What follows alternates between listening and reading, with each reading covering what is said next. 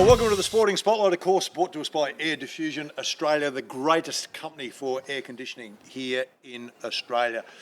Our special guest. Now, before I tell you who he is, Bazz, I want you just to listen to this, mate. Okay. 317 games for Glenelg, Yep. 5 for North Melbourne, 47 for South Adelaide, so 369 games in total.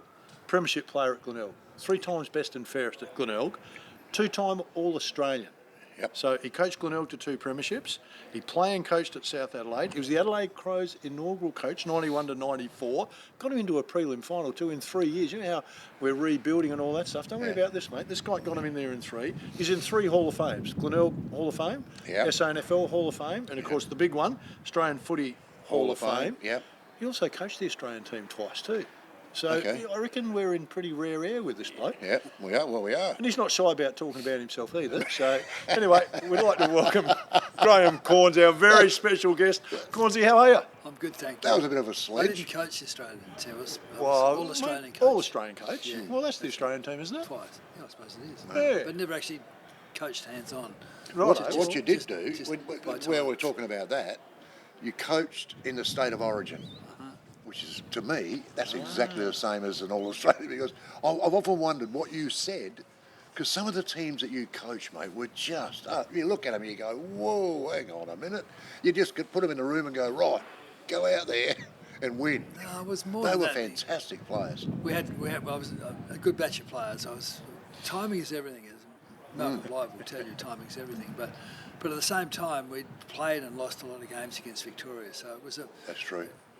It was really a matter of emphasising the positives of South Australian footy, playing our brand of South Australian footy, matching the aggression and the grittiness of the Victorians. Yeah. So Victorians have got a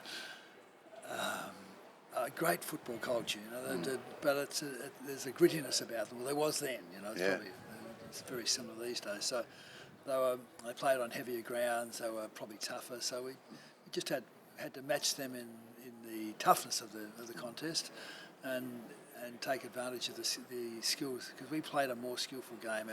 Our game plan was probably better, more effective, running handball and running from defence. So Some of those games, mate, they were just great. unbelievable, weren't they? Well, the crowds were amazing at Footy Park. So, and probably the last one, 1994. So bear in mind the Crows have been in for 3 years by then. But that's often regarded as the greatest game ever played. Yeah. You go back and look at it now, and it's amazing. So they're great memories. Is there, And a great chance, games. is there a chance for State of Origin to come back? I mean, we were just talking before we came on. We missed State of Origin rugby, and it's such a different world for them when they go to play it. Can you see it ever creeping Well, back the in? problem is who plays. Yes. If it was just South Australia and Victoria, it would be fantastic. Well, I'm not sure South Australia could be that competitive at the moment. But when you've got to consider WA, Tasmania's going to come in. You've got the Queensland, a really strong footy state now. New South Wales and Northern Territory. So how do you organise it? I can't see it. It'd have to It be some sort failed. of carnival style, or Maybe, but it failed towards the end of the last century. It failed because the coaches weren't, and the clubs didn't want it. I mean, I remember the last time I coached must have been 95. No, I coached the last one in 98, but I was invited back to the 1995. I wanted to play. It must have been 1994 because I wanted to play Tony McGuinness and who else? Maybe Chris McDermott. And the club, Bob Hammond and Bill Sanders, stepped. I was the Crows coach and the South Australian State of Origin coach, and here they are telling me I can't have these 2 stars. So if you were coaching That now, hurts, if you were coaching today, would you say you can't have them? If you weren't the state coach, you're the Crows coach. Well, I wouldn't be enthusiastic about it. I would worry so much about injury, and it's such a long. So we played. That game was played on a Tuesday night. That night, 1994 right. Tuesday night. So we played the weekend, played Tuesday night, then had to front up. And probably one of the reasons why we had such a poor ending to 1994 and why I got the sack. So complaint State of Origin for that. we all had the sack, mate. I think your point's really valid, though. We'll move on from it. The fact that there's too many teams. The big rivalry, of course, New South Wales, Queensland in rugby. I know. That's the one, whereas here there's now too many teams. So 6 decades, mate, of high-level footy for you. There's not a lot of blokes that do it. And then I was just wondering, as I was doing a bit of research on you this morning, going, the high flyers I could think of, like yourself, Peter Knights, those kind of guys, not many of the high flyers get to 300 games. Yet you went past that. Do you know why? No, well, I think I just had good genes. Like I'm resilient. Like I didn't carry a lot of weight, and I fell heavily a lot of times. The grounds are generally soft, and I had a few injuries. Nothing really that. I had my third game against Port Adelaide. Those filthy. Oh no! Easy, big fella. Here we go. We're off. The semi-final of 19. Who was it, mate? 3 broken ribs and a compressed lung at the weekend hospital. So it was Kevin Salmon, I think, but it wasn't anything dirty or vicious. But I just couldn't breathe. My whole chest was sloshing up and down, and they didn't know what was wrong. So the girls just said, "No, take him off." Quarter time, take him off. So I'm lying in Adelaide Oval. With the crowd. Then Doug Lloyd comes in with a broken collarbone. Neil Sutherland comes with a broken collarbone. The 3 of us off to hospital in an ambulance. All accidents. We lost. Yeah. You know, you're saying about resilience and in your genes and whatever, and you didn't carry a lot of weight. Michael Tuck was very similar, and he played about 900 a game or something. He just kept running. And he played a couple of years of reserves footy too before exactly. he played. Some guys have just got that. Yeah. I don't know that Tuck ever flew that high though. Well, So it was more the reference about the high flyers. What you said, it's the landing and it's that constant jarring of your body. You just don't see them. I knocked myself out once at Adelaide Oval. Took a mark over David Granger, but he tunnelled me. Sort of lifted his elbow and I fell back. Hit my elbow, hit the ground, my shoulder hurt my shoulder, knocked me out. Once again. Another accident. Accidents there. Another notch on the belt. You mentioned Neil Curley before. I know, a good friend of yours and a really good friend of mine. And then you had some time in North Melbourne with Barassi. Were there any similarities between the Curls and very Barassi? similar? Both legacy legatees, because their parent, Brass's dad was killed in the war, and Curls' father was killed, who died as a result of the war. And similar players as ruck rovers, but Curls could ruck, but they were ruck rover. Brass was more a run on ruckman. As a coach, they had similarities, but Curls had the element of compassion about him. He could be tough on you. He could really would, and he scared the living daylights out of you. But he was fair. Barassi, he just savage players. So I saw Keith Gregg last night on the front bar, and when I went to North Melbourne, Keith Gregg had been appointed captain, and Barassi, and before the season started, he just said, I'm not doing this. I'm not being cowed. I don't want to, because Barassi just is so savage with his criticism. You've seen some of the clips that they have. As a Port Adelaide fan, you would like this, Barry. Well, you wouldn't like it, because I was struggling when I got there late in the start of 19. Well, both of you and Russell, I mean, that was, to me, that didn't give you an opportunity to show you. But anyway, so I got there late and I was struggling. Russ was okay. So Barras took me to lunch, and we got on well. People think we didn't, but we got on well. He took me to lunch just with Wood. He said, I think you're intelligent. He said to me, I'm not sure, but I think. He said, do you think Russell Ebert's intelligent? I said, I'm thinking to myself, what sort of stupid question's that? I said, yeah, he runs his own business. He's a good guy, country lad. He said, I don't think he's that intelligent. I said, well, I was thinking, what am I supposed to say to that? Exactly. No, he's dumb. What am I supposed to say to Russ? We became good mates because when Russ and Di came over on Thursday mornings, we were living there, but we shared an apartment. Our apartments were right next to each in the same building, opposite Princess Park. So I didn't know what to. So Barras, I went there to be coached by Ron Barassi because he was the doyen of coaches, and I'm getting to the stage where I'm thinking of coaching. But if I said a poor man's Neil Curley, I don't think I'm not being unkind. Yeah. They look similar to me. They're both firebrand and whatever, but you just don't know the Brass lacked the compassion.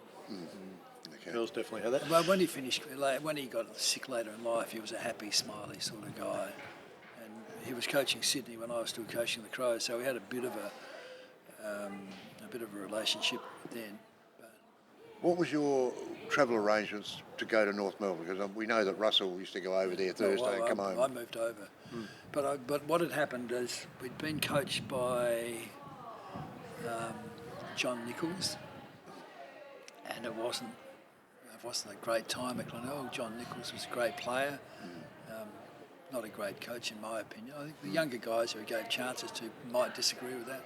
But training was so boring. Didn't relate to how the ball should move on a footy field. Okay, No emphasis on developing, enhancing skills, that sort of thing. Yeah. So when North Melbourne had signed me back in the early 70s, so that they said, look, Ron Joseph, the chief executive, said, look, if you don't come now, you won't come at all, because I was turning 30 turning 31. Yeah. But I said, look, I had an overseas holiday planned for January. I said, I can't get there till February. He said, nah, you'll be fine. Go for a couple of runs when you're in Switzerland or... Yeah. So it won't be snowing there.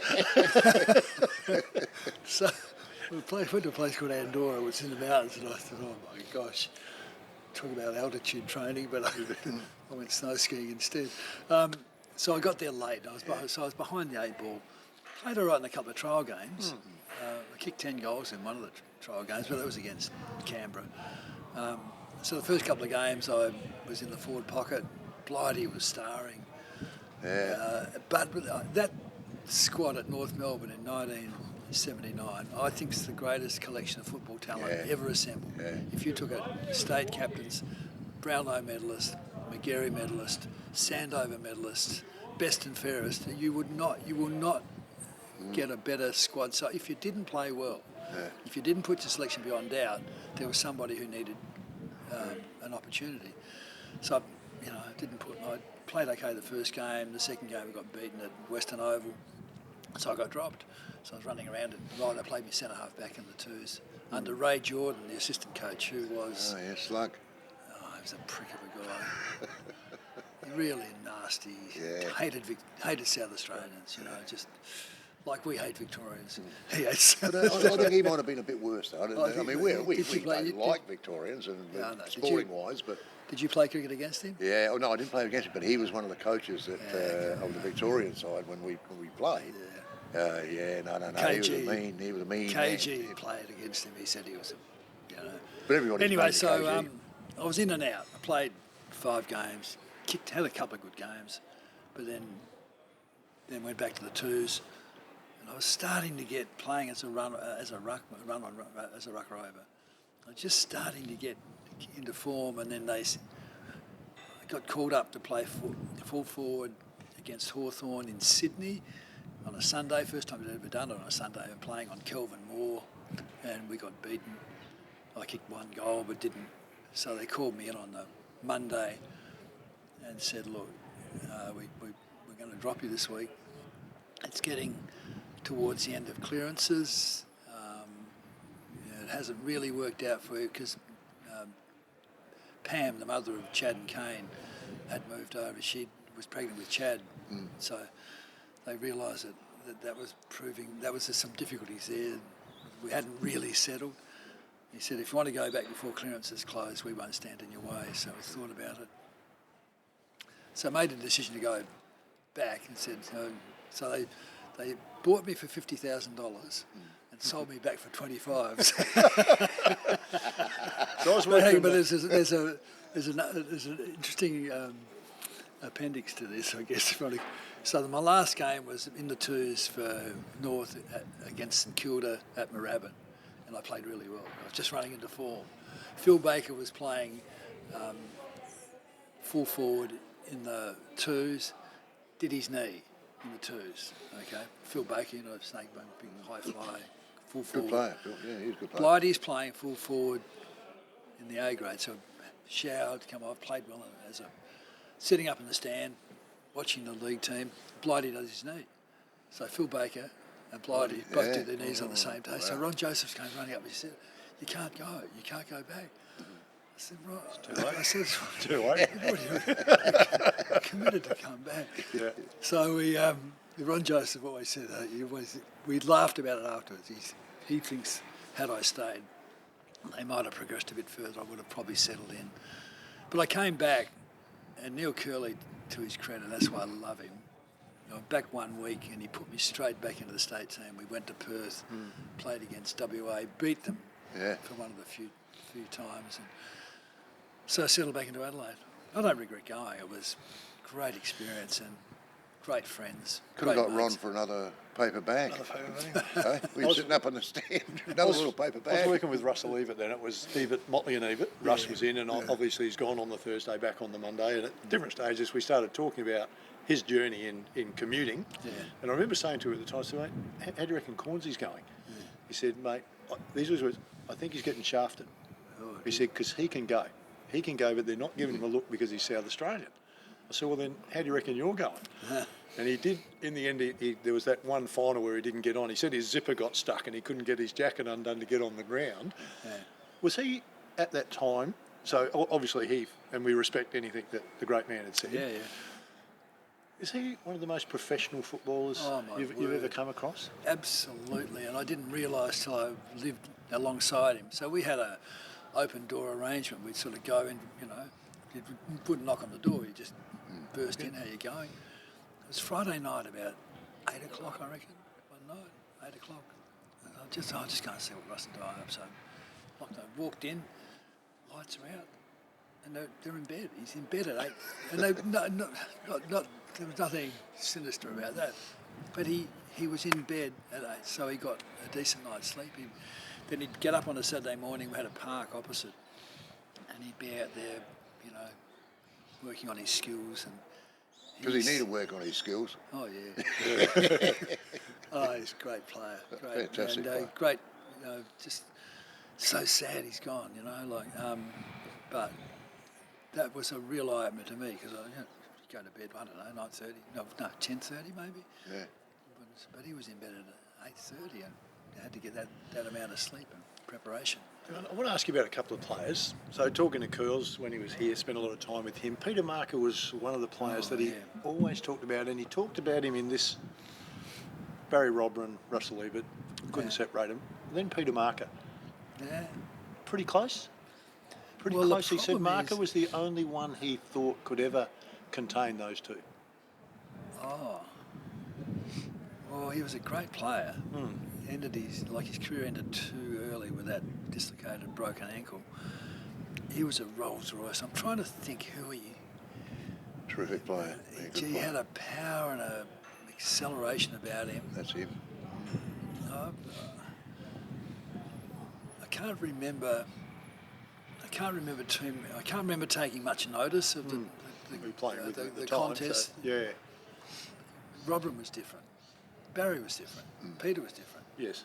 Oh, they were different players, but that was his compliment to him, was that he never saw Barry, or he was the only player he saw that could contain them. Yeah. So I never saw Peter as Bagshaw up there, containing.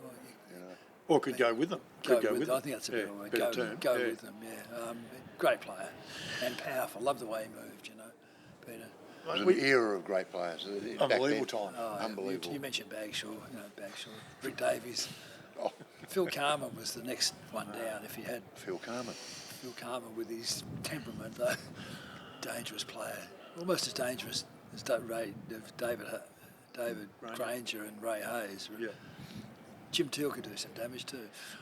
Jim Teal, another one, yeah. Well, that's what we had. We had a mixture of absolute superstars, but we also had that element of look out We here. had Wayne Phillips. Yeah, but everyone had A couple, didn't they? Every club had somebody that could do some damage, no doubt. Mate, in your playing time and your coaching time, we often hear about the superstars. We've just mentioned some of them. Yeah. But sometimes there's those players that just make everyone better, but they don't ever get the accolades they deserve. You could call them the foot soldiers, you could call them what you like. Is there a couple for you who went, gee, I just like playing with this guy. I really like coaching this guy. Was there a couple that for you that you thought, Gee, we're better with them than we would be without them. Oh, I'm just trying to think, the guys I played with, well, Butch was one. Yep. Wayne Phillips, he made you stand taller. Bob Tregenza in the 73 grand final. Brilliant. Was just an amazing Yeah, that was a effort. big game. If you could get elected to a Hall of Fame on one game, Well, he deserves to be. He only played, I doubt he played 50 games for Glenelg, and I keep saying he should be in our Hall of Fame because we don't win that 73 grand final without him. So then there's guys like who flashed in and out, like Rexy Voigt's What a great man. A foot's shoulder. Rexy great Voigt, man. yeah. But Still if- working at the club today, by the Yeah, way. Is he Rexy, yeah? Well, he does Volunteer. volunteers. Yep. Brilliant. Max James, I always thought was a Another good player. underrated player at Port Adelaide. Yeah. Ray Huppert's great player. Voigt. Peter Ward, he came to Glenelg actually. The year I went to North Melbourne. He took number 12, but actually graciously gave it back to me when I came home. I was going to ask you that. That was he just beat me to it. Beat you to it. Yeah. So he did just hand it back. Yeah, I did. Yeah, good man. But, however, ball when play. I went to South Adelaide later, when I was appointed playing coach, Graham Brooksby was wearing number 12, and I thought, I'm not going to ask. I said, "Are you happy with that number 12?" He looked at me. He said, "Very." It's a solid, you won't be getting it. And he's a big bugger too as well. He's a big bugger him as well. You mentioned earlier that one of the reasons you went to North Melbourne was you were thinking of getting into coaching, when you finished playing, you're getting closer to the end. At what stage do you reckon you started thinking, I might start getting into coaching? I think after the John Nichols experience, where we were senior players were disappointed with training. Fred Phillips actually started calling extra training sessions in the morning during the week. So I had this. There has to be a better way of training and preparing guys for a footy game. How do you want the ball to move on a football ground? In a perfect world, when you're playing well, how do you want the ball to work? How do you win the ball? When you win the ball, how do you dispose of it? Can you dispose of it effectively? So you had to work on game plan, game style, but then you had to work on your skills. Then you had to work on the skills under pressure, so you had to put guys. So I'm thinking all of this sort of stuff. But it wasn't until John Halbert wasn't reappointed at Glenelg in 1980, at the end of 1982, because John Cale, the rumour was John Cale was coming to Glenelg. John Halbert wasn't reappointed, he went to Sturt. But John Halbert was going to be appointed. John Cale, we're going to get John Cale. That was pretty exciting. So I went on holiday. I was driving to my brothers live in Barwon Heads. So driving to Victoria, and the news comes on the radio that John Cale's been appointed coach at Collingwood. I think, hang on. So bear in mind, I'm 34, 35. So I rang Harry Kerner. I said, Harry, if we were looking for a coach, I'd like to be considered. He said, okay. I thought he said, come in at 4:30 on Monday. Okay, so I get in at 4:30 and I'm talking to Bob Campbell and Harry Kernahan, and they're not hearing me, and I'm not cutting through, and I'm thinking this isn't going that well. So anyway, I finished, and as we're walking out, Bob Campbell said, "Do you realise you're half an hour late?" I said, "Well, no, I was only here at 4:30." He said, "No, the appointment was for 4 o'clock." I said, "Oh God." Anyway, gosh. So they appointed Graham Campbell, and I stayed for the first meeting, and Graham was enthusiastic, and I went, like he is. Yeah. This could be good. But then the next day, Malcolm Whitford rang me from South Adelaide and said, "Would you consider coaching us at South Adelaide?" So it was an easy transition. Playing coach, though. You went playing coach. Like, I was playing coach, Yeah. playing coach. How did you try to do that today? I had Gary Bracegirdle was my runner, so he was sort of beside me pretty much the whole time.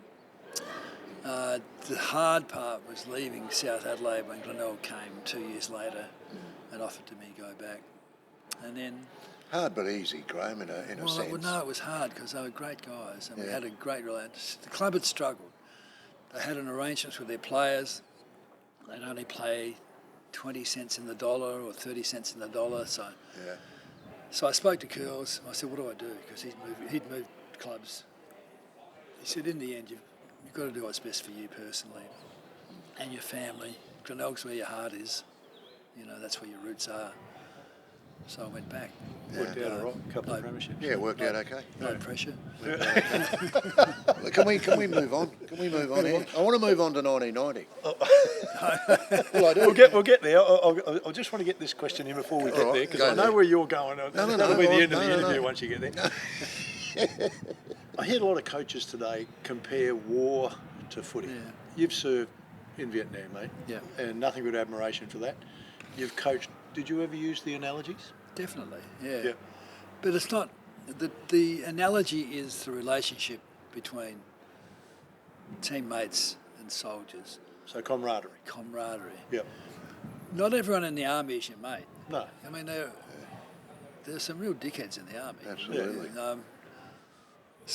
And you see evidence of that. But the ones you have a relationship with, it's a lifelong association. Exactly is. It doesn't matter where you are. Every Anzac Day, because our unit, 7 Battalion, was based at Holsworthy.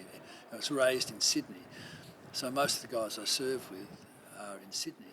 But Anzac Day, I'll always get a phone call the night before. I'll always get a phone call from the guys I serve with. And a couple of the guys here in Adelaide that we've got a good mate in Port Lincoln that I serve with. So it's the relationship between men. Yes. And I don't want to sound sexist, but it was the relationship between men that is the common bond. You talk about mateship, courage,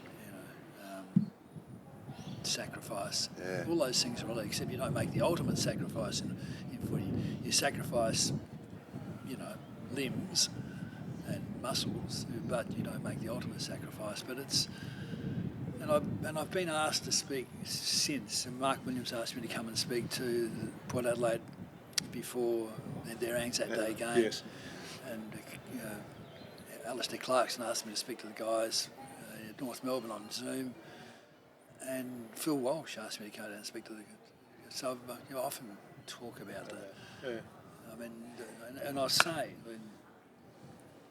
the thing is, soldiers are normal guys who've been thrust into. And the thing I do say to the guys when I talk to them, I said, you would make great soldiers.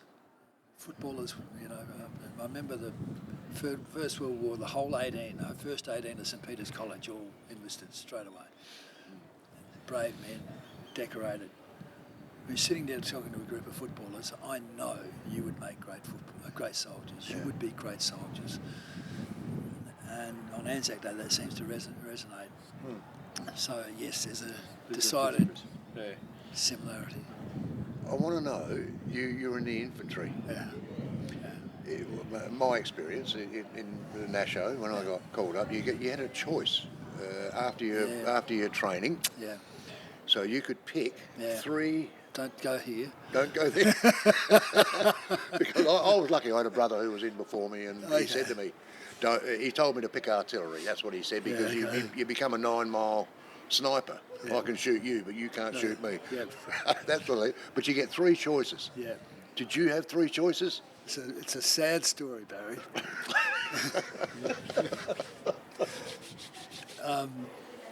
When I got called up, we go to Puckapunyal. Yep, went to Pucka. So in the first couple of weeks of Puckapunyal, you can apply for an officer training course, which you have to go and do all the tests for, and if you get selected, you go off to a place called Skyville in New South Wales, in the foothills of the Blue Mountains. So I applied for it, and I got selected to go to Skyville. It's a 6-month course, which it takes them 12 months to do at Port, so you come out as a second lieutenant. A really intense, high-pressure course, and only about half the guys graduate.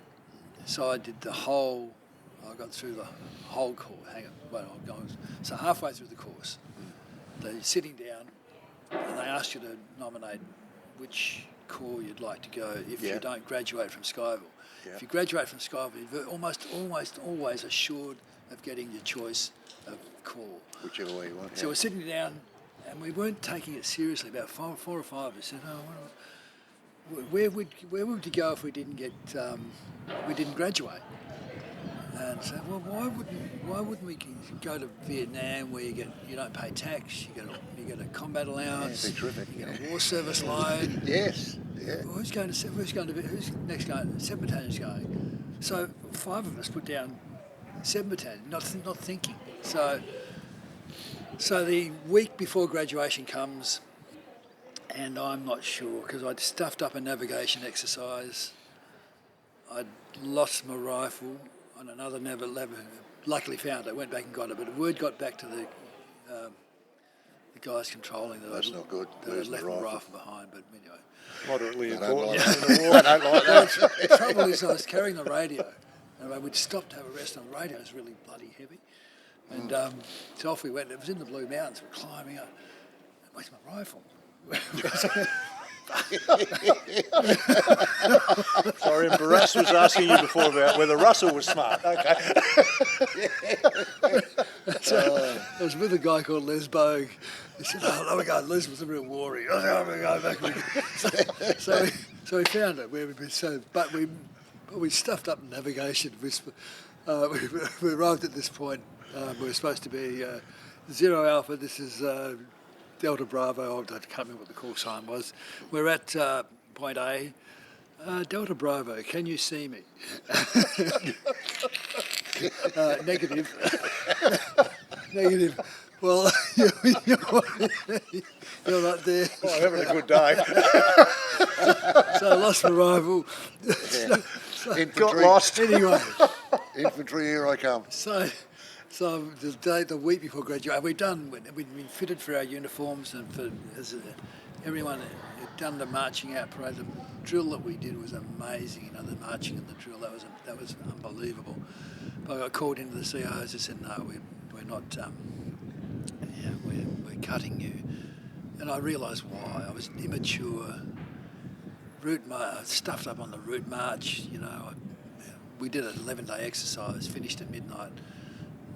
The end of the 11-day exercise was a 7-kilometre withdrawal under fire.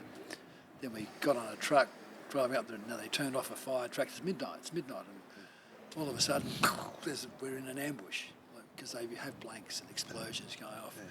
So we sort that out. So it's 12:30, 1 o'clock in the middle of the night, jet black, pitch black, and they go off and get orders. Said, "Okay, guys, this is where we are." Got the map, and over here's breakfast, and it's 32 kilometres up and down. So halfway through that, I'm thinking, "Fuck this!" Can I say that? Yeah, go for it, mate. I'm just stumbling and stuttering. And I thought, this fucking place. The CO's right behind me, and so I deserved it. So to cut a long story short, I got my choice of going to 7 Battalion, and then we had 10 months of intense training there. So fair to say, and then I went to Vietnam. Which is you the didn't worst. pay tax. Did you take your rifle with you? Glad I Might have been. Could have needed it. I was a trained mortarman, which was one of those specialist skills, and then I got promoted to the command post where you're working out all the bearings for the tubes, because they've got sights on the tubes, and someone's got to calculate that. But then I kept getting into trouble. I just kept being. Got charged for disobeying a command, got put in the detention to military prison for 7 days. Oh, got out of that. Oh, you did too? I got 6 charges in one night. Well, Misunderstanding. I was ripped off. And anyway, so I got out and I came back, and then within a week later I got charged again for refusing to pick up cigarette butts in a fire support base. And that's when they transferred me out to a rifle battalion, that wasn't fun. That wasn't fun. Wow. The mortar platoon was a pretty easy gig for an infantry, if you're in an infantry battalion, but not in a rifle company. Amazing. I'm glad I asked you that question.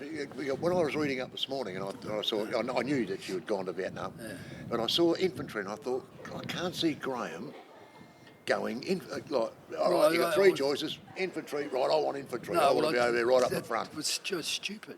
But strange, because I was in trouble. I was always in trouble, and I thought,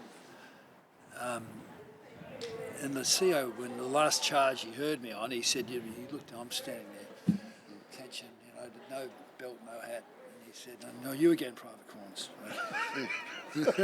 Good to see you. Got you, Said, gun. okay, you're disobeying a command here for refusing to pick up. Said, you're bullying Lance Corporal. I'm just a private.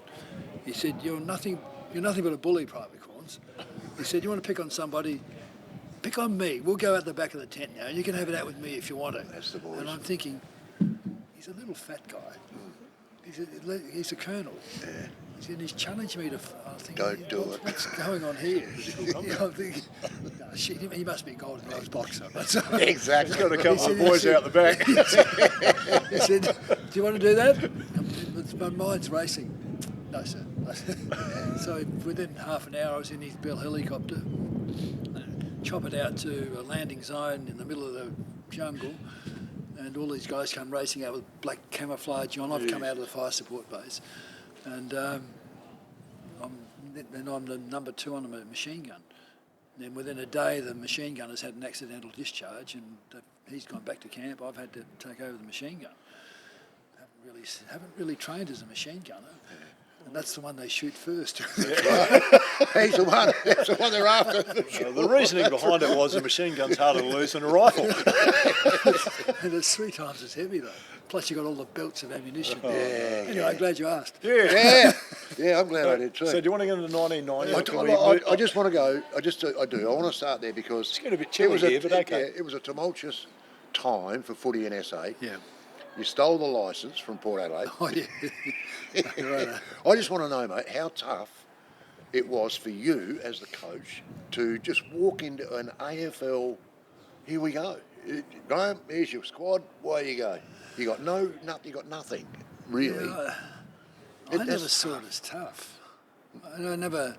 Yeah, when I look back, and we didn't have first night training. We didn't have balls. Yeah. So we had to go and pinch some from the under 18s because all those things were stored in the footy park. So we didn't. But you start training. We had a training program. Trevor Jakes was assistant coach. Michael Taylor was assistant. Michael Taylor, yeah. And the guys loved Michael Taylor. So Great guy. he was a great. Yeah. He was a great Phenomenal conduit. player too. We had a guy called Leon Heim who was doing our strength and conditioning, and he's much underrated. He's passed away now, unfortunately, but trained Dean Lucan in the. Oh, yes, So yeah. I'd done a study tour to America with some of the big sporting teams over there, and they all had Olympic weightlifting coaches to doing their plyometrics and their strength and so he was great. No, look, you set a program, the guys rock up. Footballers are great. They would have been keen as well. They would have been as keen as mustard. And they worked hard. They worked 13. Well, Leon organised training. There's no gym. He found this little bar. That's what I'm saying. Yeah. And then he had and one of them universal machines that the umpires and he rotated squads of guys through. So we're doing 13 days out of 14. The guys were great. Yeah. I don't look back for 1 minute and think, geez, that was hard. It was just a. So Tasmania are coming in. Yeah. Hopefully. What advice would you give Brendan Gale if he picked up the phone and rang you today and said, "What's ahead of me? What's a couple of things I need to be aware of?" Well, he would know. The thing we had to do first was develop a team spirit and a team culture. The guys, we had guys from 9 different clubs, maybe 10 at that stage, because they hadn't amalgamated, had they? So they kept in their own little groups. So they had to. I laid it down quickly. They had to be bigger, stronger, fitter, faster and more skillful, and they had to be strong psychologically because it's a psychological game. You've got to be strong mentally, and we test them with that by some of the things we do on the trail, like the 110 hundreds, which you might have heard of. The end of me. Sorry? That's the end of me. I'm gone. No, you wouldn't be gone. But they worked through. We worked up it slowly, but Robert Walls had set the time, like at Carlton, they had to do 100 hundreds. They had to do it in 18 seconds, and they had 42 seconds to rest to do it again. So we'll do it in 17 seconds. You'll only have 35-second rest, so we'll do it in a 52-second turn, and we'll do 110. So we're better. So then you can see. Psychologically, you're So better. they responded. I thought they responded really well. And I don't. The thing is, I don't think those guys got the credit. They didn't have contracts. A couple of them did, but most of them didn't.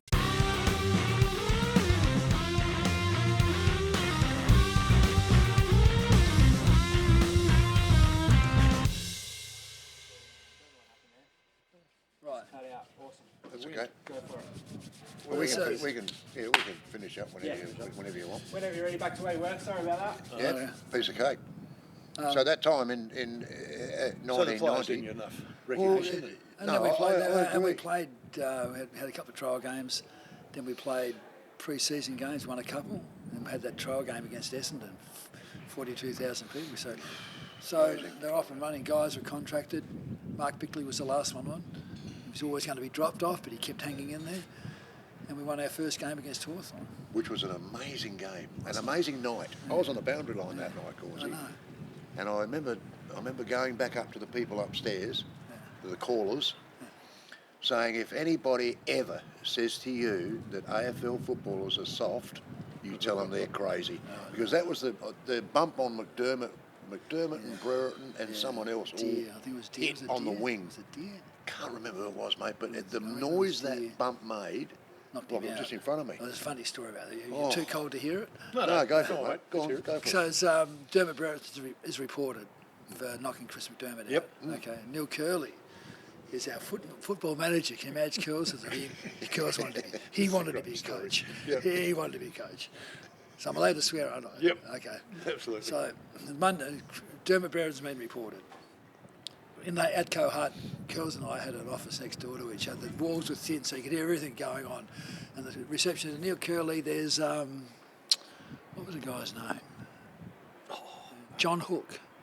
John Hook. John Hook, that rings a bell. From John Hook, I'm thinking it was From Hawthorn? from Hawthorn. There's a John Hook on the phone, and I'm listening to Curls. You can go and get fucked. That thug ruined our captain's, one of the best night our captain's going to have. So what John Hook had rang up and said, Neil, what we normally do in these situations when he goes up in front of the tribunal to give evidence, he just softens it like it was like an accident. So that's what John Hawkins said to me. You can go and get He's told me this story. Those exact words. that thug. See, Curls hated Hawthorn because we had signed Darren Jarman before we had AFL contracts, signed to a heads of agreement. Hawthorn had raced in and said, well, that's not a contract. Yeah, we signed our contract, ripped up the heads of agreement and took him out of town. So because they'd shaken hands, Curls never got over that. Yeah. But this is because when we complained about that, their club president said, "Oh, you're in the big boys. You're in the big league now, boys. Oh, yeah. in the big Heard that league before, now." yeah. It's like, Yeah, you're in the okay. big league now, son. You're Yeah. in the big league now. So that was. They used to like using that line, the Vicks, didn't they? They did. They're still using it today. Anyway, Don't worry I about mean, that. very quickly, you accelerate into a prelim final. Yeah. You know, if you look at the league now, if you can get from A to B pretty quick, they go amazing. Yeah. But you go within 93, you're in a prelim final, third year. which would be unheard of now. There's no way Tasmania's starting up. They're going to be in a prelim final in a couple I of years. just think they. Oh, yeah. They start with a defeatist attitude. You know, the problem. It's interesting. It's interesting because we always thought we could win most of our home games.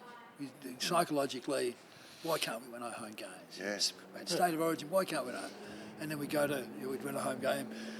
Then we go to Moorabbin. Tony Lockett, Nicky Widmar, Robert Harvey, we get 20 goals, we get smashed. We go to Geelong, Billy Brownless, Gary Eblin, we get smashed down there. But we come home the next week, so that was tough, the up and down. And getting used to travel, that was tough. But why can't you win more games than you lose? Why can't you? When you go down to Tas, you've got an advantage. Yeah. So by the third year, we'd won 10 games in our first year, 11 games in our second. And we did, the only acceptable outcome in year 3 was playing finals. Yeah. And to do that, we had to win at least 12 games, and we worked out we could do that. And it came down to the last game against Collingwood, and we beat them. So we slipped into 5th spot. Remember it well. Played Hawthorn in the first final, beat them, and then played Carlton in the second one at Waverley. And that we kicked 8 goals, 21. It was 8 goals, 20. Should have gone straight into the grand final. And then we won't talk about the week after in the prelim final. Let's not do it. Okay, No, we'll drop that one. we'll move on quickly then. We'll drop that one. Could you coach again now? Would you coach again now? No, although I was asked to coach the state team a few years ago when no one wanted to do it. And they said, look, can you help us? We'll give you young assistants, we'll give you, all the facilities you want. We couldn't use Adelaide Oval. So the first year we played WA, and playing WA in West Australia can be difficult, and it wasn't. We got beaten. But in the second year, I knew what we'd done wrong again. So the second year, we had good young Heath Uni was one of the assistants. And we had Stephen Schwert as our sports scientist. We treated it as though they were an AFL club, and we played Victoria at Adelaide Oval and beat them. But it was... Go and watch Glenelg train occasionally, and they're doing what they should be doing. How does the ball move? And I think, God, this is... Plus, footballers are different these days. Young men are different. The youth of today are so different. I couldn't relate to them. I mean, I don't have the... it's all about relationships. And I'm not sure I would... I wasn't Neil Curley or Ron Barassi, but I don't think I'd have the same relationships that are required or the same compassion, because the youth of today are very entitled. Mm-hmm. The youth of today. And I don't think I could tolerate that. So could I? You might be able to coach a basketball team, Phil, but I don't think I could coach a footy team. There was a guy, you're talking about the youth of today, there was a classic case for you. Playing a semi-final on the weekend, I'm coaching, and my gun fast bowler, I said to him, go into that net there and let him have a few. Yeah. He goes, I can't. I said, what are you doing? What's your problem? He said, I've got to go home. Sorry? You got to do what? He said, I've got to go home. I said, what? You got a problem? Is there a problem? I think there's a problem. Is there a problem at home? He goes, no, it's my turn to do tea and the dishes. Oh, well, off you go then. Oh, look. Well, off you go. His dad rang me the next day and wanted to know why he wasn't picked in the team. Oh. Well, Still doing the dishes. Well, I can't have him halfway through he's over going off to do the lawns. Having said all that, we wouldn't have wanted the lives of our grandmothers and mothers, who they lived in a very male-dominated era. So, I mean, it's all for inclusion and equality, but sometimes you got to lay it down. Blisters! Yeah, good luck with that. We can't let you go, mate, because we can't let you go there talking about your golf. Oh, Well, he's just come off the course. He's That's just come right. off at the Glenelg Golf Club. And I know that people can see that this is a magnificent golf course. This is one of the great golf courses. The views you get from anywhere you go on this course are just absolutely brilliant. Now, you had a hit today, obviously. You're here. How'd you go? I'm not a very good golfer. Well, you play. Occasionally, I had... You're only playing days that end in Y. I had 31 points, but my handicap today was too high for somebody of my natural ability. Join the club. I don't know why I could play footy, but I could hit a cricket ball, but I wasn't a great cricketer. I could hit it. I'm not a great tennis player. I'm not a great basketball player. I just but somebody. This is a tough game, Graham. The golf is such a tough game. I started too late. You did remember to take your clubs with you, didn't you? Yeah. I did. I've forgotten a couple of times. That's a point. Just to follow on from the rifle, that's all I'm thinking. No, I did. No, I rocked up to the golf club, pull over the car park, and go get into the back. Oh no! So, I've been able to get back. This is increasingly difficult for you. You shouldn't talk about yourself for me, because people often say to me, do you know Cornsey? Yeah. And I said, yeah. So what's he like? I said, he's a ripping bloke. And you make this really do. I said, he's highly intelligent. He's fun to be around. He's great company. He's a good talker. Well, he's left his rifle behind. He's left his golf clubs in the car. But there is that perception, though. And do you reckon it's created across the journey where Cornsey's a little bit arrogant, you know, and people form an opinion about coaches and players and people. We do it all wrong without getting to know them. Over the 6 decades, mate, has it shifted at all for you? Seems to have shifted a little bit in my latter years. Yeah. When I was playing footy, I can swear, can't I? Yeah. So as a player, Corns you pofter. Yeah. You know, boy, you pofter. You know. The fur coat probably didn't help with it, well, mate, probably at the not. time. No. And maybe the red leather pants just capped it off. Threw them off a little bit. But I loved that fur coat. It was Mate, I wouldn't have worn a crabbin. Seriously. I took it. I wouldn't mind it when right that now. holiday I went to, that holiday in Europe, I took it there. Nobody looked twice. You're ahead of your time. In Europe, I can imagine. I remember watching. But Alberton? And I'm playing at Alberton. So I'm playing the forward pocket. Fred Phillips is playing on Ron Ellaway. Ronnie Ellaway, yeah. And in the pocket. Oh, you pofter. Oh, you pofter. Yeah, sorry for yelling that out. I said, That was Barry. Sorry, I mate. said, Fred, are they talking to you? He said, no. He said no. And Ron Ellaway said, they're talking to both of you now. Now get in front of me. Ronnie Ellaway. Oh, my God. Those were the days. Those So, were the but days. lately it's more like Cornsey, you know, like, you know, there's a good natured tone in the recognition Yes. compared to the old days when, you know, I used to go and fight guys. They'd pass, if they, you know, abuse you.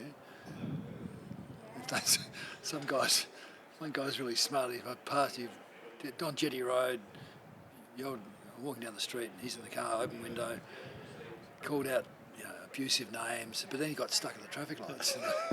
So I was having to catch up with him. So what did you say, mate? Should run that by me again next year.